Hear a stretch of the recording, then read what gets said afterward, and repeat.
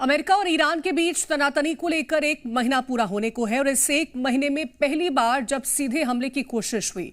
Iran ने drone से अमेरिकी नेवल बेस को निशाना बनाने की कोशिश की। हमला नाकाम हो गया, लेकिन सवाल ये खड़ा हुआ कि ईरान के सुप्रीम लीडर चाहते क्या हैं, वॉर या पीस? क्या है खामेनेई का डबल गेम?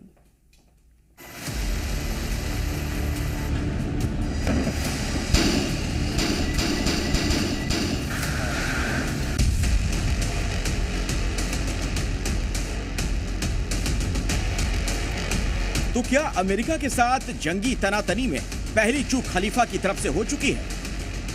आखिर अमेरिका से लोहा लेने पर तैयार ईरान के सुप्रीम लीडर का फाइनल प्लान क्या है?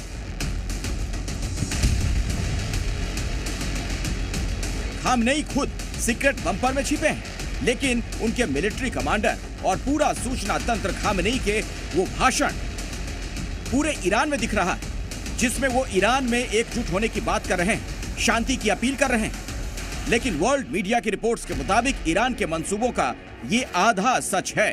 ईरान में प्रदर्शनकारियों से कोई मुरव्वत नहीं हो रही, यानी शांति अभी भी ईरान में दूर की कौड़ी है, लेकिन जंगी तैयारी पूरी है। इसका पहला सबूत तब मिला जब ईरानी सेना ने शाहेद ड्रोन से अमेरिका के सबसे बड़े जंगी बेड़े अब्राहम लिंकन पर हमले की कोशिश की। अरब सागर में ईरान का पहला फायर, शाहेद से हमला, F-35 ने किया नाकाम। ईरान की सैनिक घेरेबंदी मजबूत करने के लिए अमेरिका का जो एयरक्राफ्ट कैरियर अब्राहम लिंकन अरब सागर में तैनात है, उसे लेकर अमेरिका ने पहले ही चेतावनी दी थी। इस तरह ईरानी सेना का कोई हमला बर्दाश्त नहीं होगा। लेकिन इसी सीमा क्षेत्र में ईरान की नेवी भी युद्धाभ्यास कर रही है।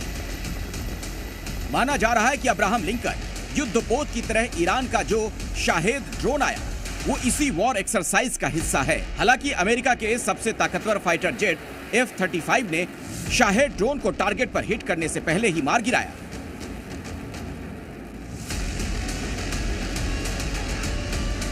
लेकिन इस हमले के बाद पूरे अरब सागर में गहमा गहमी बढ़ गई।